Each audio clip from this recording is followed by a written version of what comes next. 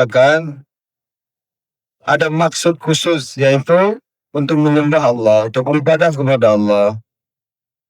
Untuk memahamkan ini kepada manusia, setiap zaman Allah hantar para nabi supaya manusia bisa keluar dari tipuan dunia menuju kepada kehidupan yang Allah kehendaki, yaitu kehidupan yang penuh dengan ketaatan, yang dengannya akan mendapatkan kesuksesan selama-lamanya di akhirat nanti. Semua para nabi datang dakwakan ini kepada semua umatnya.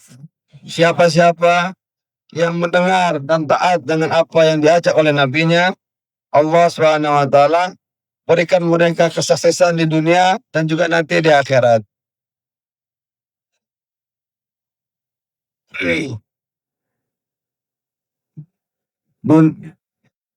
Asbab dunia yang saat ini kita miliki itu Allah berikan kepada kita sebagai ujian. Dan itu tidak ada ukuran sukses di situ. Orang punya harta di sukses tidak ada. Itu adalah ujian.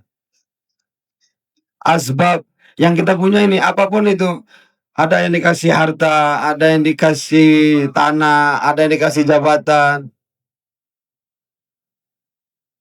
ada yang dikasih usaha yang bagus, perniagaan yang bagus. Semuanya Allah berikan itu yang ada dalam diri kita saat ini, itu tidak ada hubungannya dengan sukses atau tidaknya sukses kita dengan itu. Allah SWT, manusia itu dikatakan sukses atau tidak tergantung dari Allah SWT. Manusia itu seperti perumpamaan ada gelas yang kosong, tidak ada. Gelas yang kosong itu apa saja yang dimasukkan ke dalamnya, itulah dia. Seluruh asbab. Kalau Allah berikan dia sukses, dialah yang sukses. Kalau orang itu Allah gagalkan, maka dialah yang gagal. Gagal, sukses itu ada dalam kuasa Allah, bukan dalam kebendaan, bukan asbab dunia. Asbab dunia yang terlihat oleh mata kita, itu Allah yang ciptakan.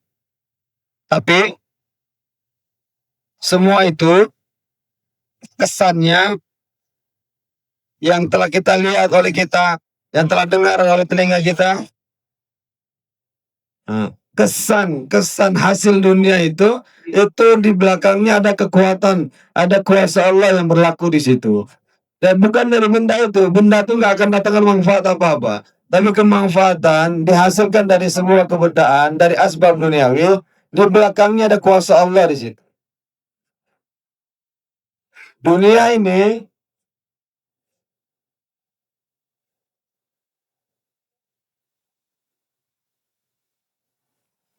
nggak akan datang manfaat buat kita yang sebenarnya kalau tidak kita pakai sesuai dengan apa mau Allah. Allah telah mengajarkan kepada kita cara melalui kehidupan di dunia ini, dihantarnya para nabi untuk kita ikuti mereka supaya kehidupan kita mau sesuai dengan apa maunya Allah. Jangan kita hidup dengan kehidupan yang baru di luar apa yang diajarkan oleh Allah lewat nabinya. Kehidupan di luar nabi, kehidupan di luar yang nabi contohkan, itulah kehidupan yang menuju kegagalan. Kita ini hidup di dunia bukan orang hanya untuk menghasilkan dunia kemudian mati. Kumpulkan harta tiba-tiba mati. Dikumpulkan harta sebanyak-banyaknya, tiba mati, tiba mau datang dan mati, selesai urusannya. Bukan itu saja. Bukan itu tujuan kita.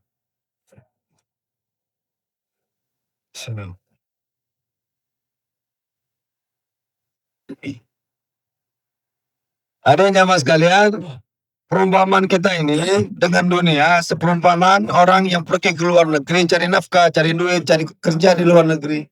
Dia kerja, tapi untuk membangun dunianya di kampungnya. Dia kerja di luar negeri sana, kumpulkan uang, bukan untuk hidup di sana, tapi untuk di kampungnya yang sebenarnya. Nah, kalau ada orang kerja di luar negeri, pulang ke rumah, hartanya habis, di luar negeri pulang ke rumah nggak bawa apa-apa, ini orang gagal namanya.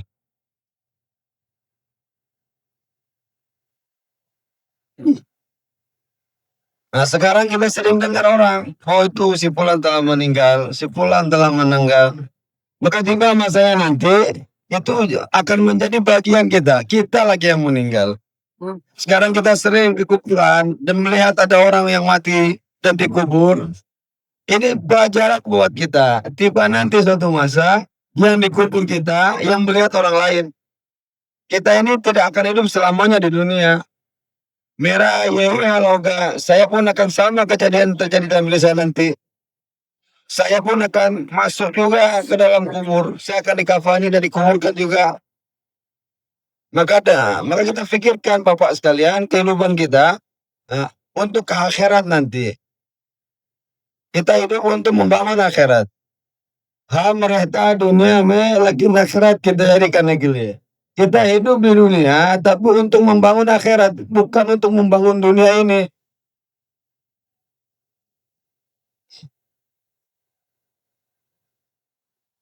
Dan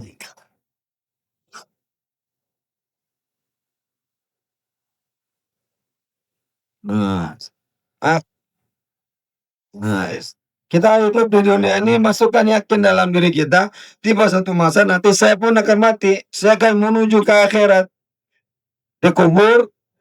Kalau kita persiapan di dunia ini, ah, maka nanti di alam kubur kita akan menjadi ada lampu, akan ada penerangan nur, dan kita hidup di alam kubur akan terang benderang. Dengan syarat ketika di dunia kita sudah persiapan. Tapi kalau di dunia tidak ada persiapannya, sampai di akhirat, maka sampai di kubur saja mereka sudah akan susah. Amal mereka akan orang yang membuat amal untuk akhirat, amal itu akan menjaga dia nanti dimulai dari kubur sampai dengan ke akhirat. Tapi kalau orang ketika di dunia dia tidak buat amal, dia hidup maunya sendiri, dia tidak sempurnakan perintah Allah dalam dirinya, apa asbab-asbab yang diridhoi oleh Allah dia langgar, dia pokoknya kumpulkan harta terserah dia makan suka-suka dia, mau dia nggak pikirkan hukum Allah di situ, dia mati, sampai di kubur apa yang akan terjadi dalam dirinya? Dia akan susah. Hmm. Manusia ini selagi masih ada rezekinya dia nggak akan mati. Dan rezekinya sudah ditentukan Allah. Lan tamuta. Tidak akan mati seseorang sebelum hartanya semua jatah rezeki dia habis. Selagi jatah rezekinya masih ada dia akan terus hidup. Matinya dia itu karena rezeki dunianya nggak ada lagi. Sebelum kita datang ini, sebelum kita lahir lagi ke dunia, jatah rezeki kita sudah ditentukan oleh Allah. Berapa rezeki yang akan kita makan di dunia. Dan rezeki itu akan sampai pada diri kita. Adni jab apne rozi purene hoga, ustak mate ne hoga. Selagi seseorang belum lagi habis rezekinya, dia nggak akan mati.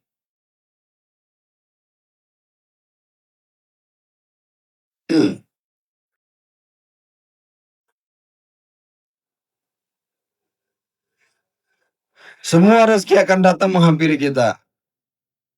Nah, setelah habis data rezeki kita, baru semuanya mati. Baru kita akan mati. Allah ciptakan kita untuk akhirat, Pak. Untuk kehidupan akhirat. Dan Nabi telah memberikan berita ini. Dunia ini diciptakan untuk kalian. Kalian diciptakan untuk akhirat.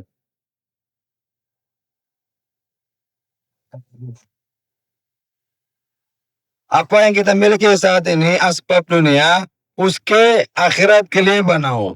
Maka jadikan itu untuk membangun akhirat. Uang, harta, jabatan, pemerintahan yang kita punya itu, jadikan untuk membangun akhirat kita. Jadikan potensi itu untuk membangun akhirat. Dan untuk membangun akhirat, Nabi telah ceritakan, Nabi telah beritakan. Apa yang diberitakan Nabi? Sempurnakan Islam dalam diri kita, sempurnakan aman agama dalam diri kita. Itulah cara membangun akhirat. Kalau kita sudah hidup dengan Islami, maka dalam keadaan apapun Allah akan sukseskan kita. Orang nggak akan pernah sukses, nggak akan pernah berjaya kalau dia cari kesuksesan itu di luar Islam. Siapapun dia, ada orang Pakistan yang paling kaya, dia nggak akan sukses tanpa kekayaannya dipakai untuk agama. Inna dina indallahi Islam, dan agama yang telah diterima oleh Allah, hanya agama Islam yang diterima oleh Allah, agama lain tidak ada. Akan mendatangkan ketenangan, ketentraman, kasih sayang hanya dengan Islam. Di dunia pun akan didapati, nanti di akhirat apalagi. Dan sampai nanti mati di dalam kuburnya pun dia akan senang, dia akan tenang.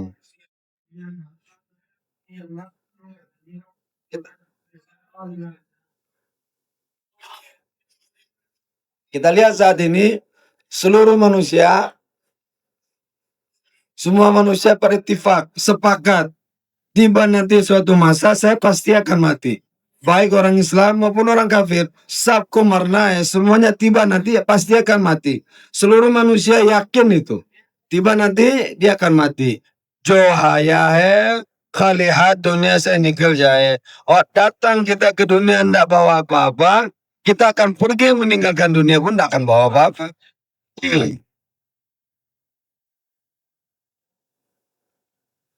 Semua orang sepakat ini. Siapa yang beramal amal soleh di dunia, amal itu akan menemani dia sampai di akhirat. Semua amal kebaikan, amal soleh yang dia buat akan menemani dia di alam kubur. Dan amal tadi akan menjadi keputusan dia sukses atau tidaknya nanti di akhirat. Walladzi nafsu Muhammadun biyadi, demi zat yang jiwa Muhammad ada dalam kuasanya.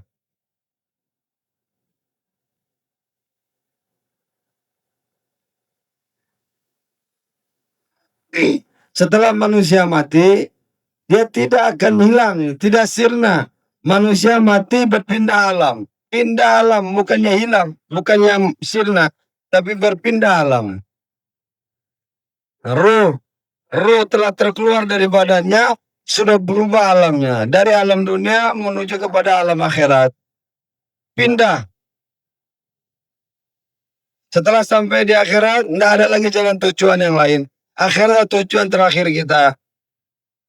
Sebelum kita ada di dunia ini, semua ruh ada di alam arwah. Kemudian Allah masukkan ruh ini ketika kita masih ada dalam perut ibu kita. Dari alam arwah pindah ke alam rahim ibu kita. Kemudian lahir ke dunia, masuk ke alam dunia. Ketika mereka lahir ke dunia namanya wiladat, hari kelahiran. Dan berakhir dengan kematian. Semua orang yang akan mengakhiri alam dunia ini adalah mati. Setelah sampai di akhirat, yang akan menjadi penentu bagi kehidupan dia adalah amal dia. Kalau amal dia bagus, iman dia bagus, hidup dengan penuh mengamalkan agama, dia tunaikan semua perintah Allah, apa yang Allah beri tanggung jawab kepada dia dan dia telah sempurnakan. Dia sempurnakan apa perintah Allah dalam dirinya, maka hamaisa gilia jannat miyahoga. Dia akan hidup selama-lamanya di surganya Allah. Allah berikan kenikmatan di surga, kenikmatan yang kita nggak sangka-sangka, begitu dahsyat. Nggak pernah kenikmatan yang akan kita dapati, nggak pernah terlihat oleh mata kita ada kenikmatan seperti itu. Nggak pernah terdengar, nggak pernah terfikirkan, kok ada kenikmatan begitu dahsyat. Dan hidup di sana selama-lamanya dalam kenikmatan. Orang yang cerdas adalah orang yang telah menahan hawa nafsu dia selama 70-60 tahun dia hidup di dunia. Dia tahan semuanya untuk apa yang dimau Allah, diridhoi oleh Allah, sehingga mati dia hidup selama-lamanya dalam kesenangan. Orang yang mengorbankan hawa nafsunya untuk perintah Allah, nanti Allah akan balas selama-lamanya dalam kenikmatan di surganya Allah. Dalam hadis ceritakan, Allah akan beri kenikmatan di surga kepada hamba-hambanya yang soleh, yang nggak pernah disangka-sangka, nggak pernah dipikirkan oleh otak kita, nggak pernah dibicarakan oleh mulut kita. Kenikmatan yang begitu dahsyat yang Allah berikan kepada seseorang di surga selama-lamanya nanti di sana. Kita mati dan menuju ke akhirat. Setelah mati tidak akan mati lagi. Setelah meninggalkan dunia sampai di akhirat nggak ada lagi yang kematian. Selamanya dalam keadaan tenang atau selamanya disiksa. Di akhirat cuma dua jalan saja, dua tempat saja. Dan ukuran dia di dunia ini.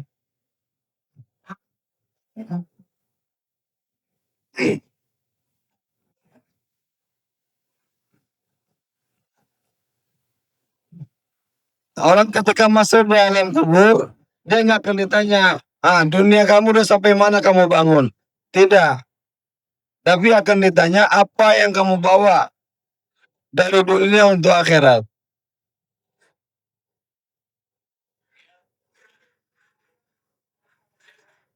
Allah ciptakan kita di dunia ini, Allah kibande-bane. Jadilah hamba Allah yang sebenarnya.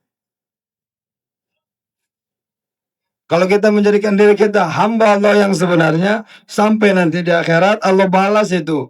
Hamisha jawani rohega. Selamanya kita dalam masa muda kita. Kalau Allah sudah putuskan, orang-orang ahli surga masuk surga, orang-orang neraka masuk neraka, kemudian ada iklan dari Allah, oh ahli surga, kamu akan selama-lamanya di surga, kamu nggak akan mati lagi.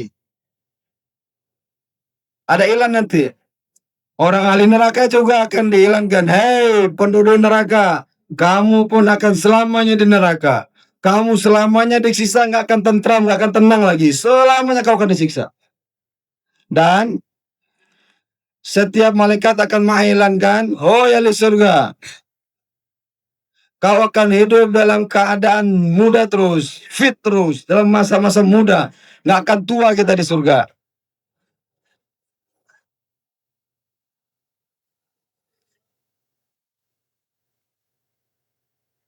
Allah beri kita selamanya. Selamanya dalam keadaan ini. Oh, ya. Bukan dia saja yang muda. Istrinya pun masih muda-muda semua. Nah, kalau udah istri senang ini, Pak. Ayo bangun Pak, jangan tidur. Oh, Allah. Istri-istri kita di surga, Pak, dia nggak akan cenderung ke orang lain. Dia hanya taat sama suaminya aja.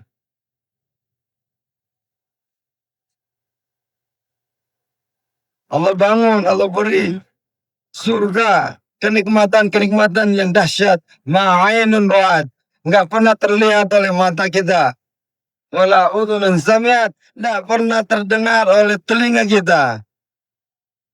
Kok ada begini dahsyat kenikmatan ini? Kehidupan dunia ini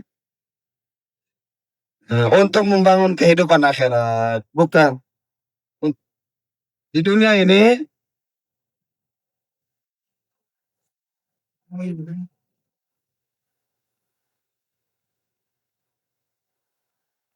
kapan seseorang itu bisa mengambil kemanfaatan dari dunia ketika hidup di dunia, ketika dunia yang dia miliki itu diikutkan dengan perintah Allah, diikutkan dengan mau Allah, diikutkan dengan aturan agama.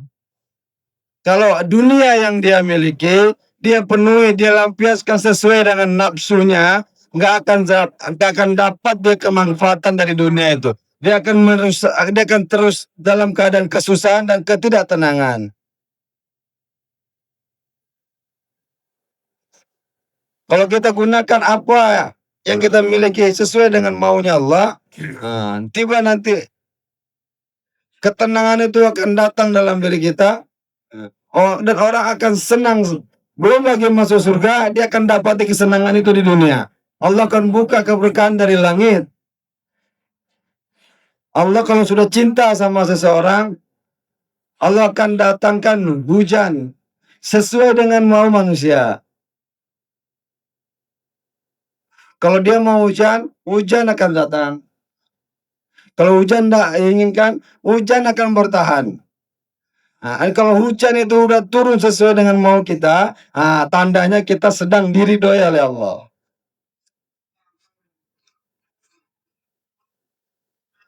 Nah, kalau hujan itu turunnya tidak sesuai dengan maunya manusia, hujan nggak bermusim lagi, pahami itu Allah sedang marah dengan manusia. Allah sedang tidak suka dengan mereka. Ada amalan yang Allah nggak sukai.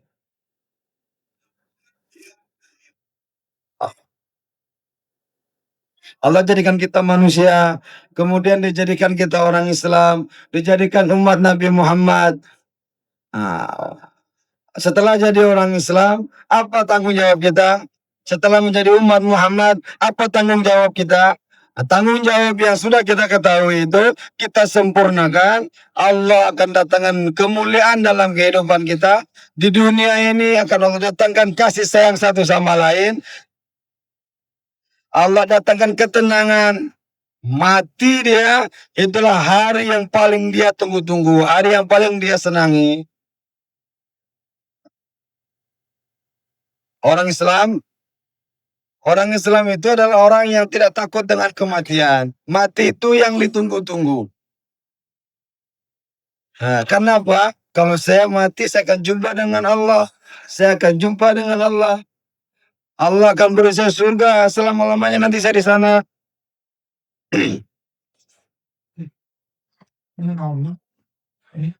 Doa sama Allah, ya Allah, dari mulako se syauq deh. Ya Allah, masukkan ke dalam hati saya syauq, keinginan ingin berjumpa denganmu ya Allah. Orang itu kalau ingin jumpa dengan seseorang pasti ada persiapan. Kita mau jumpa kawan kita, pasti kita sebelum menuju dia kita udah ada persiapan dengan persiapan yang matang. Bawa oleh-oleh, bawa ini, bawa itu. Saya mau jumpa dengan kawan saya ini, mau jumpa. Jumpa itu nggak sekedar jumpa, tapi dengan persiapan. Ini namanya manusia. Kalau orang jumpa dengan kawannya, niat dengan jumpa dengan kawannya, nggak ada persiapan. Ini namanya kawan konyol namanya. Dia mau jumpa kawannya nggak ada persiapan, ini namanya kawan konyol. Atau konyol pak. Maka bapak sekalian dunia ini untuk kita. Tapi bukan dengan nafsu kita tunaikan. Dunia ini kabar akan tunduk kepada kita ketika kita sesuaikan dunia dengan mau Allah. Allah kalau sudah senang nanti dengan kita mati, Allah masuk ke dalam surga, Allah akan memberikan kehidupan yang tenang. Sekarang mahabbah nggak ada, kasih sayang satu sama lain udah hilang.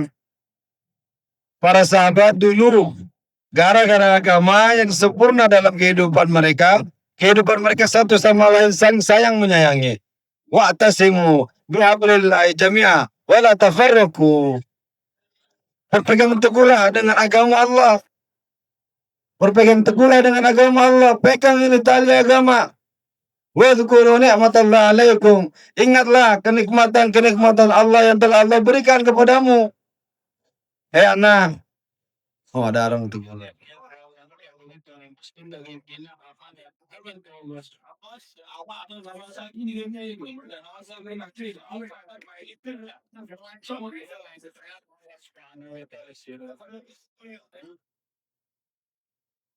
ada orang lagi sholat terus ada yang dilewati.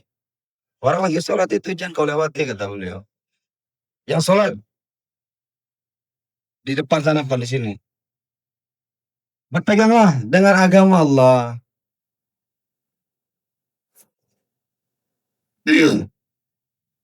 Kamu pikir-pikir, kamu ingat-ingat dulu. Kamu dulu sebelum beragama, bagaimana kehidupanmu? Saling bermusuhan, iri dengki. Nah, wadhkuru ni'matallahi alaikum, kuntum a'daan Dulu kalian satu sama lain saling bermusuhan, iri dengki, saling tikam menikam. Nah, sekarang kita pikir saya orang Islam. Setelah saya Islam, apa tanggung jawab saya setelah Islam? Apa orang Islam itu? Nah, orang Islam itu yang satu sama lain saling mencintai. Wa'tasimu bihablillahi jami'a. Peganglah agama Allah ini dengan sungguh-sungguh.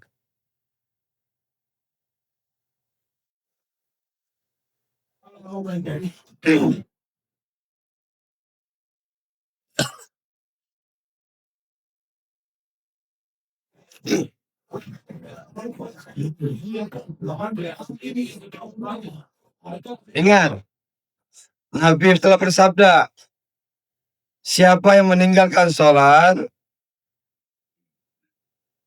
orang yang meninggalkan sholat, ketika ada orang soleh mendoakan orang Islam, maka orang yang tarikus sholat tadi, yang meninggalkan sholat, dia nggak dapat bagian dari doanya orang Islam.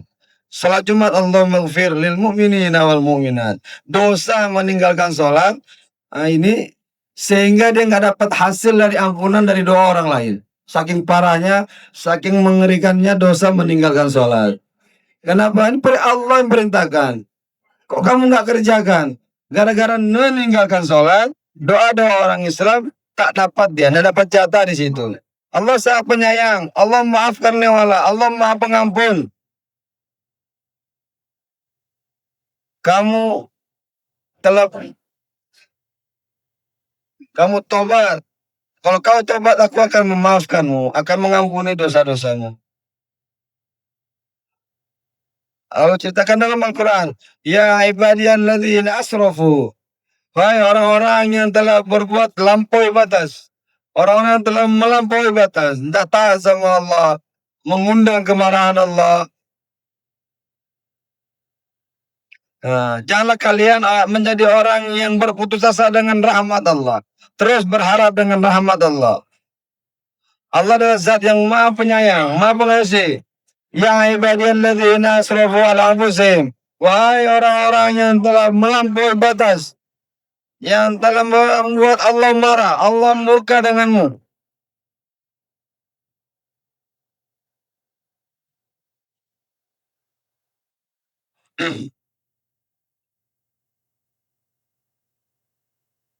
Kau telah menamakan kenikmatan dari Allah, dikasih makan oleh Allah, rumah Allah yang berikan. Kok bisa kamu datang sama Allah itu? Asrafu, melampaui batas.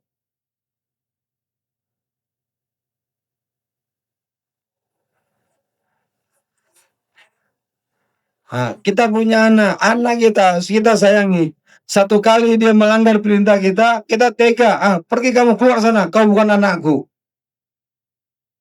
Anak kita padahal, tapi gara-gara melanggar perintah kita bisa mengusir dia.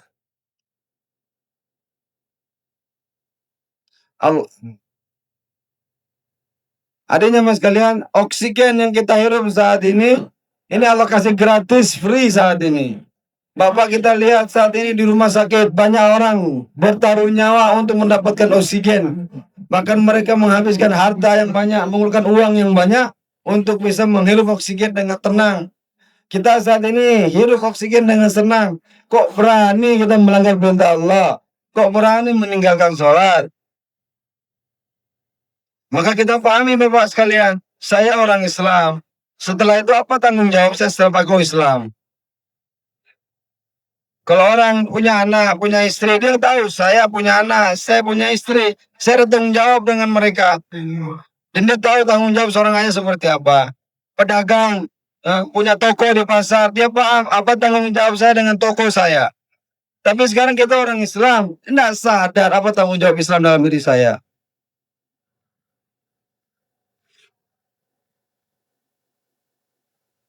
Bahkan banyak sekarang jutaan manusia mengaku memang Musalman. Saya orang Islam, bangga dengan Islamnya. Tapi dia tidak paham apa tugas setelah Islam itu. Apa tanggung jawab saya setelah Islam? Musalman apa maksudnya? Musalman adalah orang Islam adalah orang yang taat dengan apa perintah Allah dan apa perintah Nabi. Orang Islam itu adalah orang yang kosong, nol. Nah, enggak punya apa-apa, enggak bisa apa-apa, hanya ikut Allah dan nabinya saja.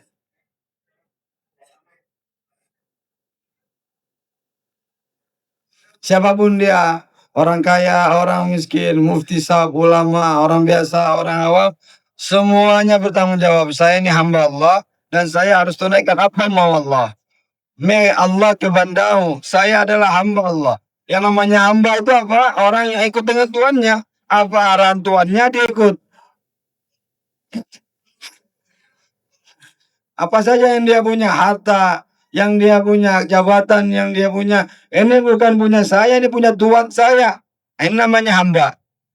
Me Allah kebandau, maka kita adalah hamba Allah. Jabatan kita saat ini, harta yang kita miliki saat ini, itu bukan punya kita, itu punya Allah. Tunaikan sesuai dengan mau Allah.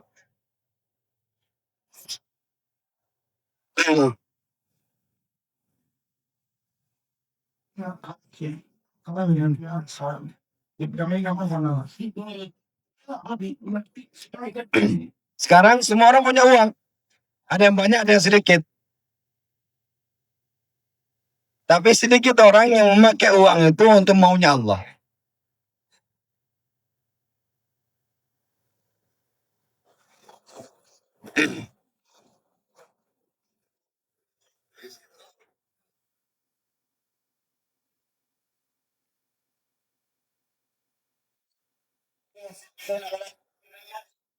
Sekarang orang berpikiran Islam ini akan maju kalau saya punya jabatan,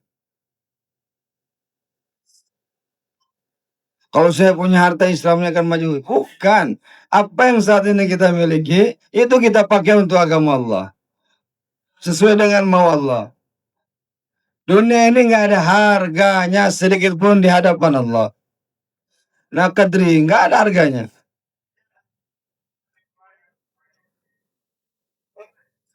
Maka untuk itu Bapak sekalian, perkara yang paling besar adalah seseorang, nikmat-nikmat yang Allah beri dalam diri kita ini, kita pikirkan, kemana mau saya pakai ini? Apa mau Allah dari harta yang saya miliki? Apa mau Allah dari waktu yang saya miliki saat ini?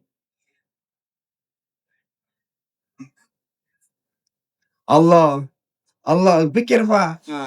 Allah telah beri saya kenikmatan rumah, anak istri saya tahan sama saya, Allah kasih kenikmatan sehat. Apa, apa yang mau saya pakai ini?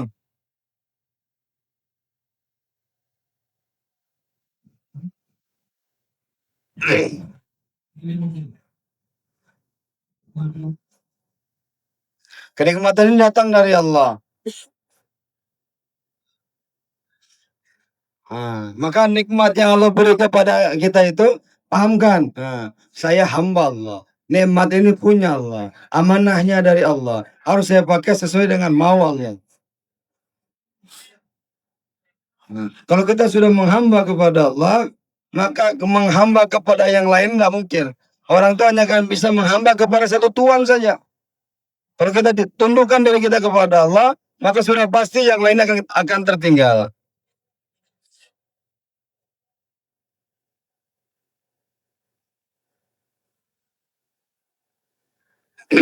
Kenikmatan dunia yang Allah beri kepada diri kita dan kita pakai sesuai dengan mau Allah, maka Allah akan datangkan ketenangan dalam diri kita. Harta yang kita pakai untuk agama Allah itu akan Allah lipat gandakan lagi. Tapi kalau apa yang kita punya, kita tak sesuai dengan mau Allah kita pakai sesuai nafsu kita, maka Allah akan buat kita susah dengan dunia itu. Allah akan susahkan kita dengan dunia yang kita miliki. Pekerjaan dia tidak ada habis-habisnya. Menyusahkan dia terus. Tidak ada waktu memikirkan dunia.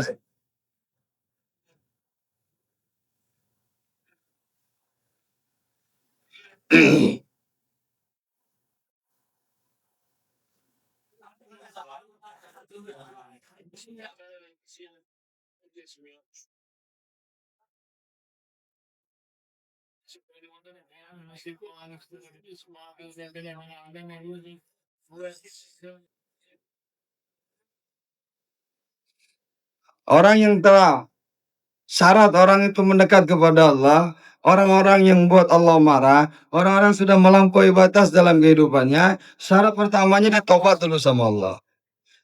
Apa yang dulu dia kerjakan dia nggak akan ulangi lagi. Kedepannya dia akan perbaiki.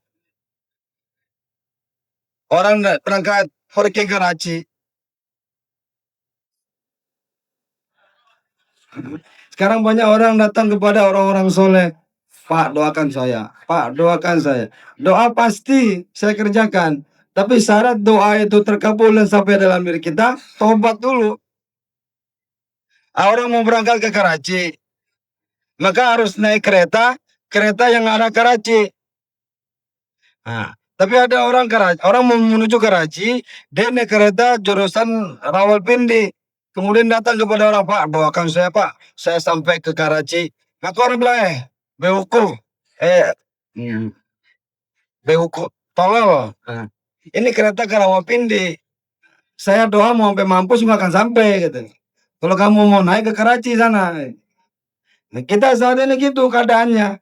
Kita maunya diampuni aja, tapi hidup kita yang jahil-jahil ya kita tobati, maka nggak akan sampai itu. Sama seperti orang naik kereta ke Karachi, tapi yang dituju Rawalpindi. Mau doa sama siapapun itu akan bilang, kamu bodoh. Kalau kamu mau sampai ke Karachi, ya naik kereta Karachi. Mau didoain sampai mana juga nggak akan sampai ke Karachi itu.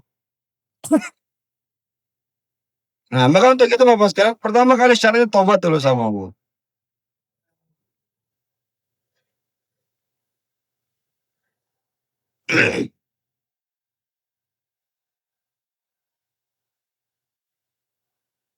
Nah, maka hidupkan juga suasana agama di rumah kita.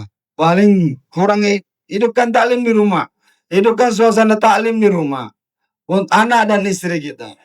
Hidupkan terus baca terus kitab taklim. Hidayah nanti Allah akan datangkan di suatu saat. Oh, kita punya takaza besar kemana-mana takaza sama di sana. Tapi untuk rumah dengan ada takaza. Untuk taklim di rumah itu pun takaza dalam agama. Maka sisipkan waktu untuk buat taklim di rumah. Itu bagian dari takaza agama kita.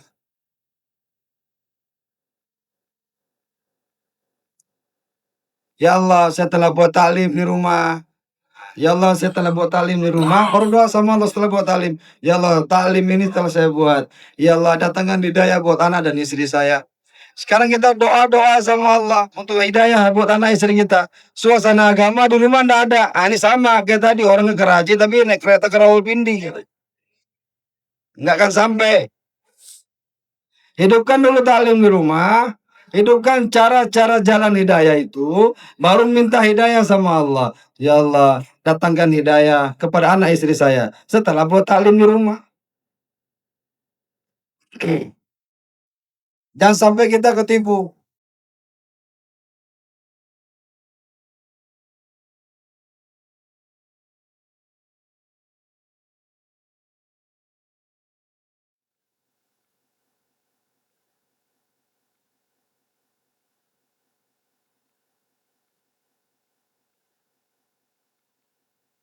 Adanya mas kalian, rezeki ini Allah berikan kepada kita.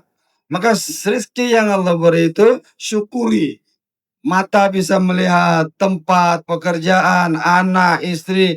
Nah, Allah beri kita, maka syukuri itu Kak. Bahkan minum cai, bisa minum cai dengan nikmat itu, syukur sama Allah.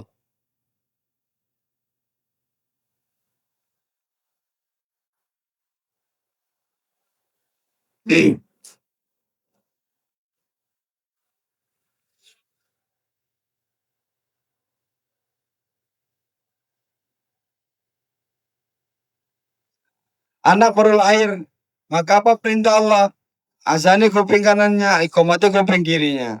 Telinga kiri di azan, telinga kanan di azani, telinga kiri di iqamati. Mengingatkan kita bahwasanya yang pertama kali kalau hadir di dunia ini ingat kebesaran Allah. Di rumah kita, anak-anak kita, ah, nggak ada suasana agama. Seorang ibu menyusui anaknya, tapi tidak ada suasana agama, maka anak ini akan menjauh dari agama.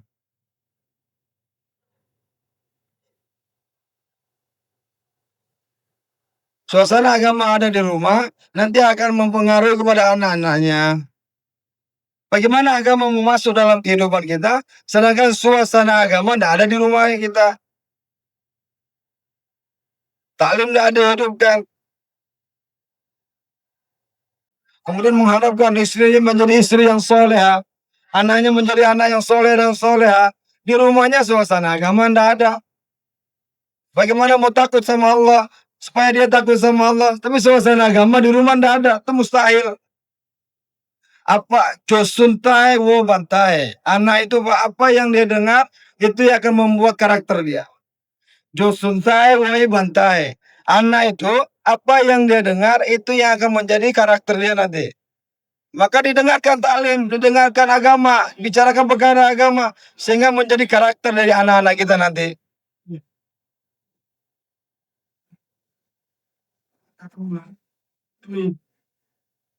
Sekarang orang-orang Islam saat ini dia menganggap menjadi orang yang terbaik di keluarganya kalau sudah waktu liburan dibawa jalan anak-anaknya keluar, istrinya dibawa ke jalan keluar. Dia beranggapan ini bapak yang baik. Dia merasa itu sudah menjadi orang tua yang baik. Bukan.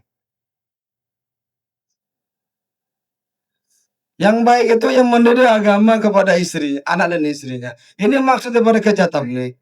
Anak dan istri hidupkan suasana agama di rumah kita. Dengarkan kebesaran Allah, dengarkan pentingnya perkara akhirat, dengarkan surga, dengarkan neraka di anak-anak kita. Sehingga apa yang dia dengar itu akan menjadi karakter dari kehidupan dia. Mau hidupkan taklim. Mode kenge si kenge. Apa yang dia lihat juga itu akan dia pelajari. Maka seluruh amal sunnah, ngaji, sholat-sholat sunnah, hidupkan di rumah. Sehingga anak menonton, oh ini. Kullu mauludi yuladu alal fitrah. Semua anak yang lahir ke muka bumi, semua dilahirkan dalam keadaan fitrah. Fitrahnya mentaati Allah. Nah, tapi telinga, matanya lah yang mengubah karakter dia. Bapaknya yang menjadikan dia Yahudi, ibu bapaknya yang menjadikan dia ya Nasrani. Kenapa? Setelah dia besar, suasana yang dia lihat, suasana yang dia dengar, itulah yang mengubah karakter dia menjadi orang Yahudi dan Nasrani. Maka maksud kita keluar dari Allah Subhanahu wa taala, maksudnya juga adalah untuk menghidupkan amal di rumah kita. Dan kita keluar 4 bulan, 40 hari bicara kebesaran Allah ketika kita keluar dari jalan Allah itu kita rekam, kita masukkan ke dalam rumah kita. Duduk halaqah talim, bicara kebesaran Allah, buat bicara iman yakin dengan anak istri kita. Sehingga timbul angan-angan membangun akhirat. Suasana agama wujud, keinginan untuk lebih taat wujud. Hidupkan suasana dakwah, suasana sholat di rumah kita, suasana mengaji di rumah dihidupkan.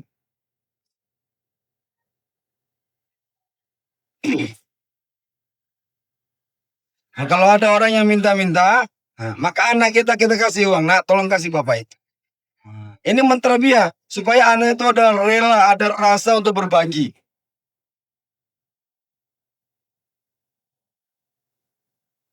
Nah, kita saat ini mendidik anak kita bawa ke mall, anak ambil aja apa yang kamu mau. Ini bukan iman tarbiyah ini.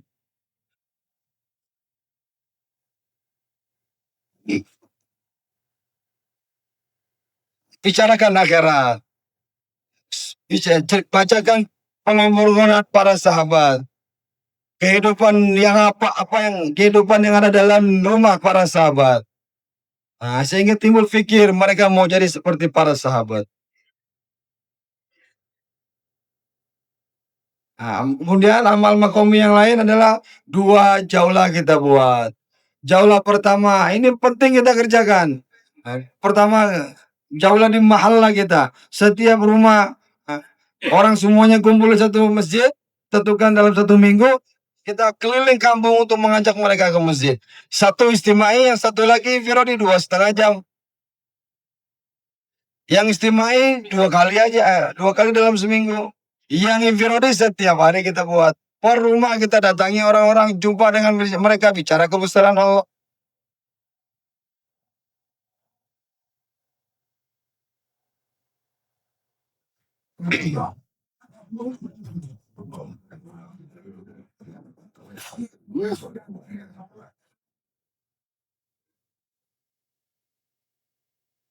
Nah, sekarang orang adanya mas kalian banyak baca berita. Nah, banyak baca berita. Kemudian berita itu merasuk dalam diri kita ya. Dalam dirinya, jumpa dengan saudaranya, dengan jumpa orang yang dibicarakan itu apa berita up to date saat ini.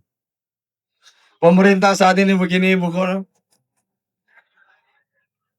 Makanya mas kalian, ini orang seperti ini nggak akan berjalan dengan sesuai jalannya nggak akan betul ini. Kita buat talim di rumah, talim di masjid. Nah, apa yang kita baca, apa yang kita dengar, itu kita bicarakan ke seluruh kampung kita. Kita datangi pedagang, nah, menceritakan tentang perkara agama, tension, problem. Kalau kalau kita itu datang tension, problem itu datang, begini gimana sih? Karena ndak mengamalkan agama. Allahumma inni a'udzubika min waladi yakunu li azaban. Ya Allah, aku berlindung kepadamu dari anakku yang menjadi azab buat diriku. Sekarang anaknya menjadi azab buat dirinya. Kenapa anaknya durhaka sama dia? Kenapa durhaka? Karena dia juga durhaka sama Allah.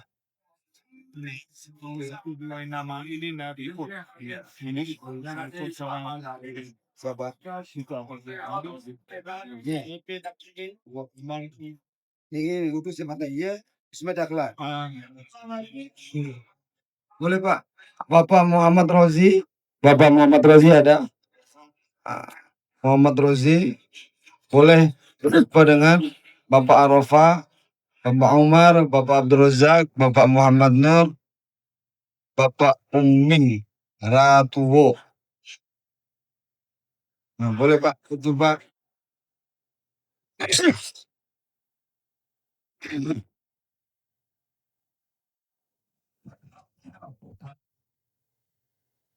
Kalau untuk itu Bapak sekalian, kita kumpul di sini selama 2-3 hari.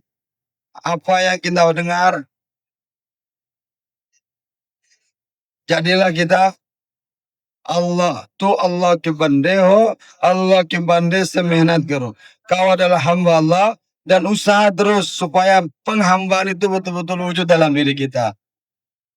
Nah, supaya masuk cinta kepada Allah dan Nabi, supaya masuk keyakinan dengan amal agama dalam diri kita. Bedinin perjalanan tidak dengan sesuai amalan agama akan menghancurkan kita, akan membinasakan kita. Setan selalu menipu kita.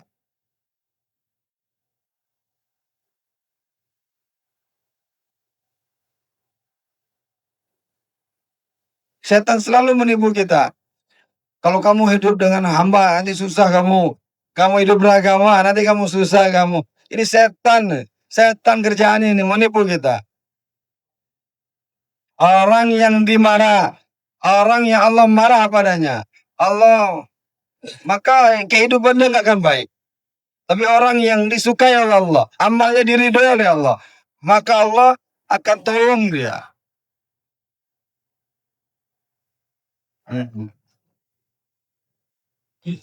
Ada seorang beli mobil baru. Ah,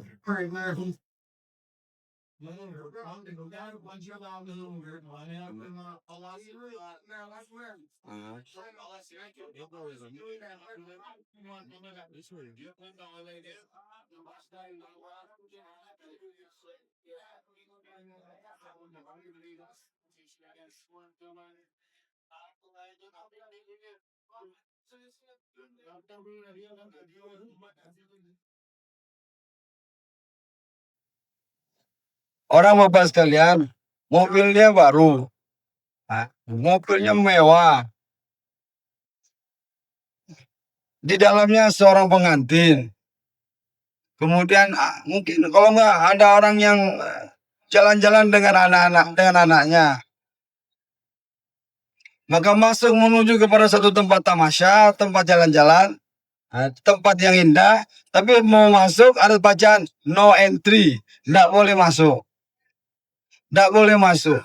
Maka apapun keadaan dia, walaupun keadaan yang paling sempurna, mobilnya baru, bininya baru, kelihatannya senang, tapi dilarang masuk, dia nggak akan senang. Yang Bapak saat ini kerjakan, amal agama keduniaan yang kita punya saat ini, kita berharap dengan dunia itu kita mendatangkan senang kita. Tapi adanya mas kalian, dunia itu tidak akan mendatangkan kesenangan dalam diri kita kalau tidak sesuai dengan maunya Allah. Jadi maunya Allah, agama itu adalah syarat untuk entry, untuk masuk kepada ketenangan. Orang nggak akan masuk ke dalam ketenangan sebelum dia ikutkan apa yang dia miliki dengan maunya Allah. Dunia dia punya semuanya. Apa asbab dunia dia punya semuanya. Tapi tidak dipakai untuk agama Allah, maka no entry, no entry. Nggak akan datang itu ketenangan. Pintu ketenangan itu nggak akan dia dapati. Maka untuk itu,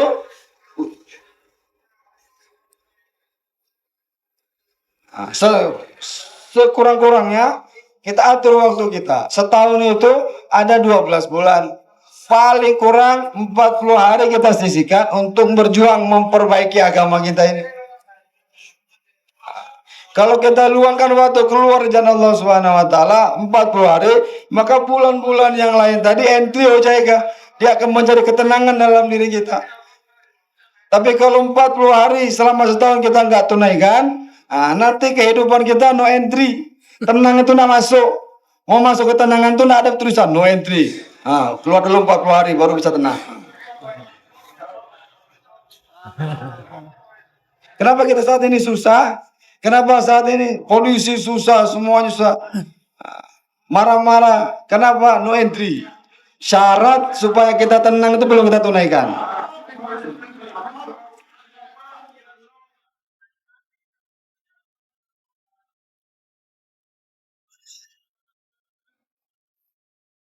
Orang yang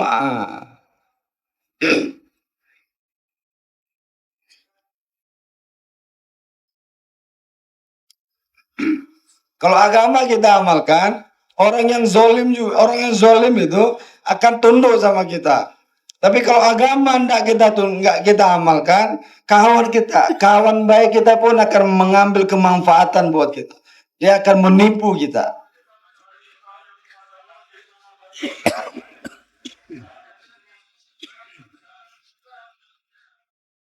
Man aslah bainahu bainallah, aslallahu bainahu baina khalqi. Ketika Nabi hijrah dari Mekah ke Madinah, pertama kali Nabi sabdakan ini, siapa yang memperbaiki hubungannya dengan Allah, maka Allah Subhanahu wa taala akan perbaiki hubungan dia dengan semua makhluk. Allah akan buka keberkahan dari langit dan bumi. Kehidupan yang tenang Allah akan beri. Dengan syarat kita perbaiki hubungan kita dengan Allah. Berjalan sesuai dengan agama Allah. Sesuai dengan apa yang mau Allah. Agama ini bukan menuju kehinaan, tapi menuju kemuliaan. Tapi setan itu tukang tipu. Dia tipu kita. Nanti kamu miskin, nanti kamu susah 40 hari. Wah gimana nanti kamu akan susah. Udah jangan kerjakan itu. Setan kerjanya. Isliye untuk itu ham apne waktu nikale. Setahun itu kita luangkan waktu supaya entry kita. Kalau waktu nggak diluangkan no entry.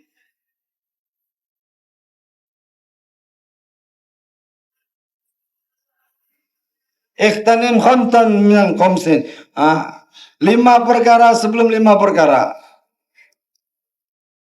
Allah beri 5 pilihan. Sebelum 5 kerjakan 5 sebelum 5 ini terjadi.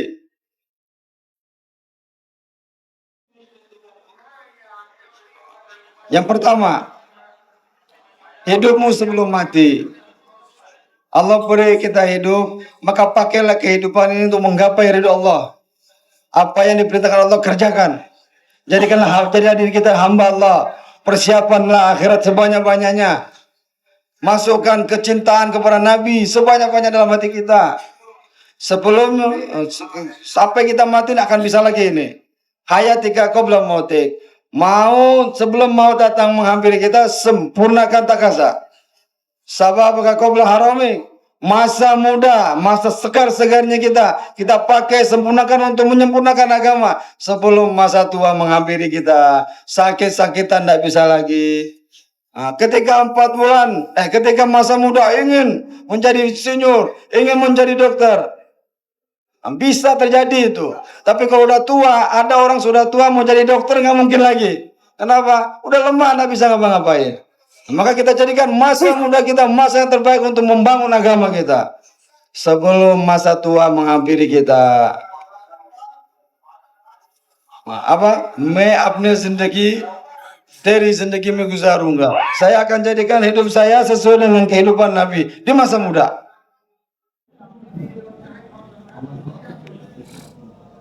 Sababaka qabla harami. Masa muda sebelum tua menghampiri. Sekarang di masa muda ini, dingin panas kuat, 4 bulan pun kuat, walaupun musim dingin musim panas dia kuat. Tapi kalau sudah tua, dia akan pilih-pilih, nggak mau dingin kali, nggak mau panas kali. Masih muda ini makan semuanya.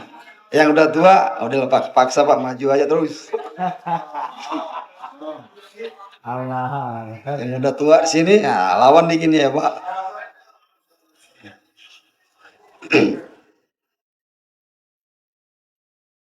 Masa muda sebelum tuanya datang. Para sahabat di masa mudanya dia tegakkan ini agama dengan sungguh-sungguh. Dia potensikan semua masa mudanya betul-betul sempurnakan untuk menegakkan agama. Supaya untuk datang.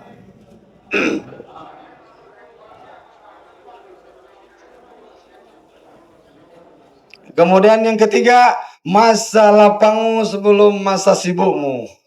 Masa lapang saat ini kita pakai itu sebelum kita disibukkan dengan benda yang lain.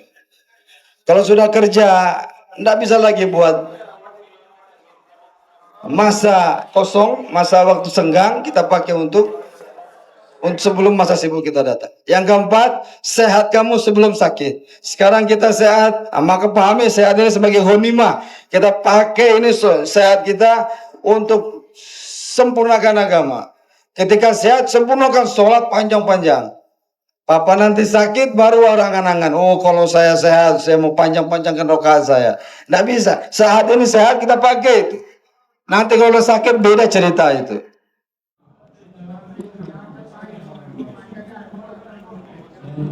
Kalau sakit, mau buat apa-apa nggak bisa lagi. Angan-angan tinggal. Faragha qabla sughlik, sehat jika qabla sughlik. Yang kelima, boleh pun lupa. Yang kelima apa? Hidup sebelum mati, sehat sebelum sakit, muda sebelum tua, sehat sebelum sakit, kaya sebelum miskin. Sampaikan di sana Pak sebelum miskin. Dia lupa.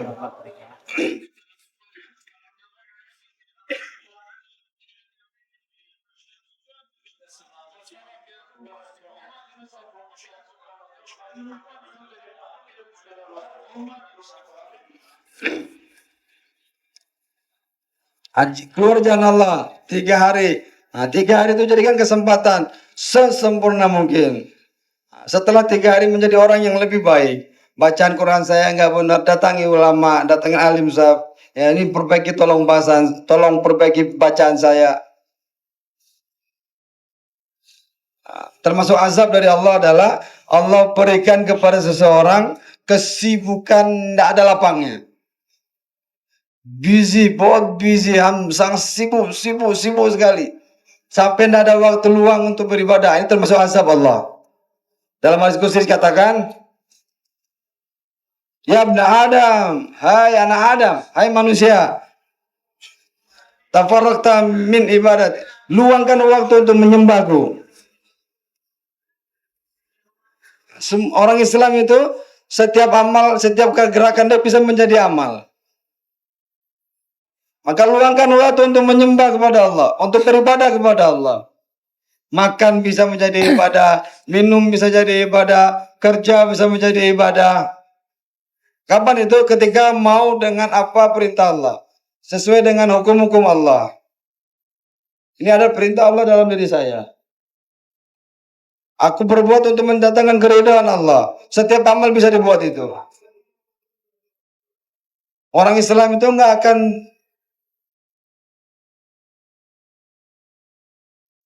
orang Islam itu dalam setiap gerakannya adalah agama.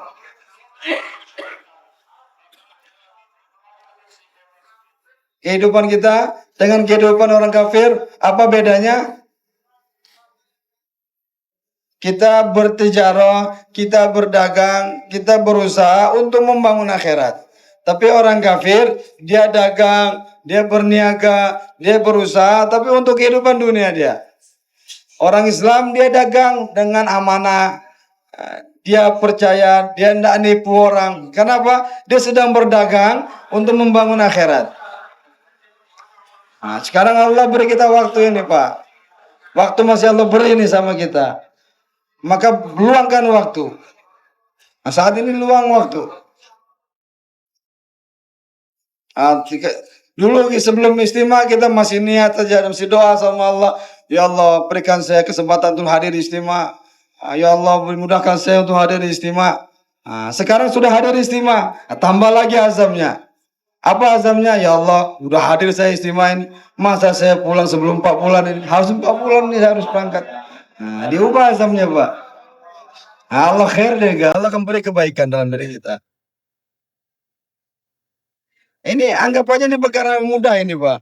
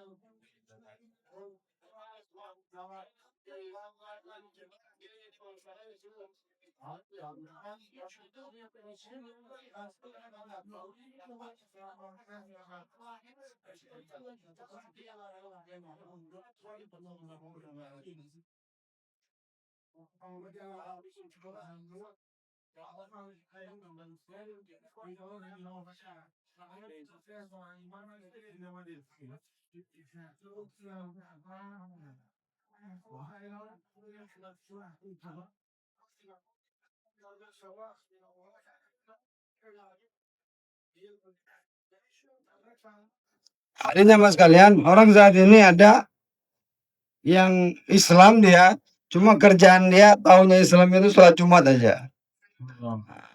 Kita datang sama dia kalau kita sholat, berangkat sholat Jumat, jumpa orang yang nggak pernah sholat. Ayo Pak, sholat Jumat. Maka orang yang jarang sholat, kalau diajak sholat Jumat, sekali diajak mungkin ya.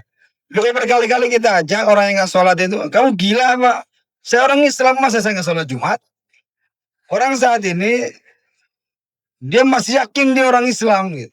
Tapi dia telah tinggalkan perintah Allah. Dia yakin saya Islam. Yakin dia dengan Islam itu nggak bisa tergoyahkan. Tapi perintah Allah tidak dia kerjakan.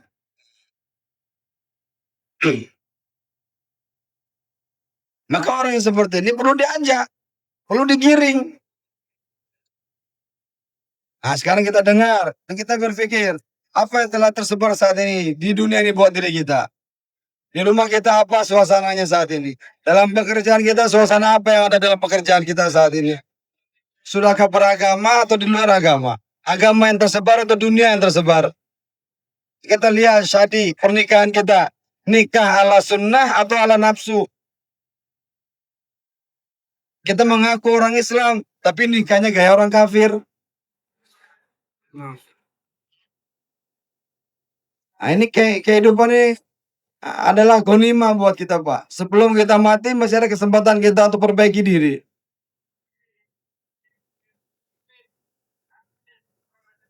Kalau kita Nabi wali मेहनत को करोगे, Nabi wali की जिंदगी पाएगा.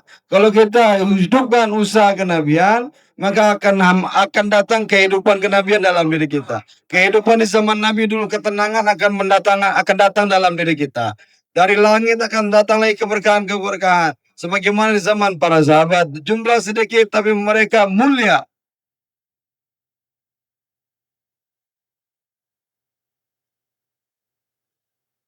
Allah berfirman dalam Al-Quran, wa'adallahu alladhina amanu minkum wa amilus salihah. Allah telah berjanji kepada orang yang beriman dan beramal soleh. Apa orang yang beriman dan dia perbaiki imannya, dia soleh, amal solehnya disempurnakan. Semua perintah, semua kewajiban dia tunaikan. Iman adalah keperluan saya. Iman adalah hajat saya. Saya perlu dengan iman yang tinggi, yang sempurna. Maka harus saya kerja usaha atas imannya supaya iman saya semakin mantap. Iman yang mantap maka akan mendatangkan rasa takut kepada Allah. Orang kalau udah takut dia akan menghindar dari yang dia takuti.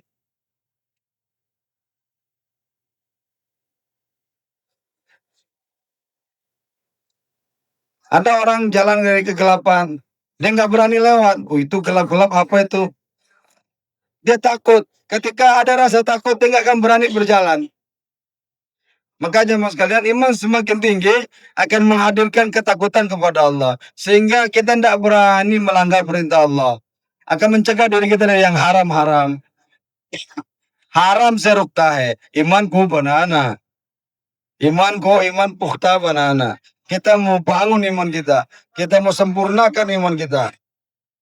Kita mau matangkan iman kita. Orang yang kerja usaha Nabi, insya Allah nanti dibangkitkan kumpul dengan para Nabi. Kita mau mati dalam keadaan mati kita itu sedang perjuangan imaniyah. 24 jam dunia di otak kita, harta dunia kita. Terus tiba-tiba mati dalam pengorbanan agama. Orang gini orang menghayal namanya. Orang yang sibuk dengan urusan agama, sibuk dengan usaha Nabi, sibuk nanti mati dalam keadaan perjuangan iman ya. Kalau kita tidak kerjakan kerja Nabi ini, tak usah sungguh-sungguh, maka kita akan sibuk juga tapi dengan di lain usaha itu. Maka orang tua kita mengatakan paling tidak 4 bulan beri waktu untuk keluar jalan Allah, belajar kerja dakwah ini. 8 bulan kita kerja dunia, tapi 8 bulan kita mau fokuskan membangun akhirat kita. Orang yang buat ini 8 bulan ke depan itu Allah akan baikkan, Allah akan mudahkan. Buat 4 bulan membangun iman, memperbaiki agama, maka 8 bulan urusan dunia kita akan Allah perbaiki. Allah akan terima doa kita, Allah akan kabulkan doa kita, Allah akan muliakan kembali kita. Maka untuk itu adanya mas kalian, agama ini bighair mihnat naya, tanpa ada usaha nggak akan datang dalam diri kita. Usaha itu agama terus diusahakan.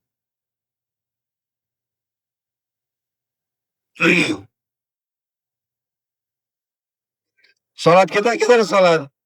Maka sholat datangkan dari rasa dalam diri kita. Sholat saya ini belum lagi sempurna. Kita tahu kadar sholat kita pak. Kita sholat saat ini dengan ghaflat, dengan lalai.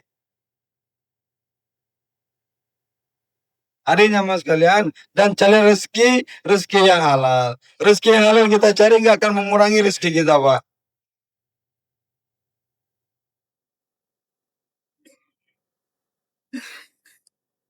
Kalau orang kurban untuk agama Allah, Allah akan datangkan keberkahan dalam dirinya. Allah akan ganti yang lebih baik. Maka jadikan dalam kehidupan kita ini Pak, atur dalam diri kita. Kita ubah lagi. Kita mau berjalan sesuai dengan maunya Allah. Agama mau saya sempurnakan dalam kehidupan saya. Agama mau saya sempurnakan di rumah saya. Agama akan saya sempurnakan untuk anak dan istri saya. Ini yang kita buat Pak.